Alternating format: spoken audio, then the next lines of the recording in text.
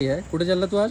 मी चाललो सायक्लोन मध्ये. ते नाव काय? शुभम. त्याचं तर प्रूफ या टी शर्ट वरच दिसत आहे म्हणा. हो भाऊ. भाऊ तुमचे नाव काय? हा शुभम.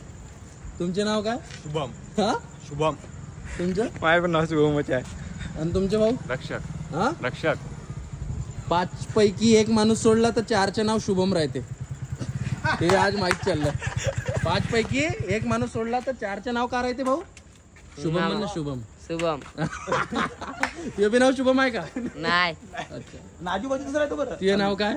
प्रफुल. प्रफुल. बरं झालं, नाही तर शुभमच म्हणला. तर मित्रांनो, हा जो किस्सा आहे तो माझ्या डोळ्यासमोर घडलेला किस्सा आहे. तर मला या किस्स्याच्या नंतर असं वाटते की या शुभम नावाले राष्ट्रीय नाव घोषित करून द्यायला पाहिजे. कारण की माझ्या घराच्या या बाजूले शुभम, त्या बाजूले शुभम. माझ्या वर्गात तर 15 पोट्टे शुभम नावाचेच होते आणि पूर्ण शाळेत 150 पोट्टे होते. माझ्या मामाच्या पोराचं नाव शुभम, माझ्या काकाच्या पोराचं नाव शुभम, माझ्या मावशीच्या पोराचं नाव शुभम, माझ्या अक्काच्या पोराचं नाव शुभम. म्हणजे मी पागल झालो या शुभम पायी. आता हा माझ्या घरी नवीन नवीन राहिले आला, याचंही नाव शुभम आहे म्हणते.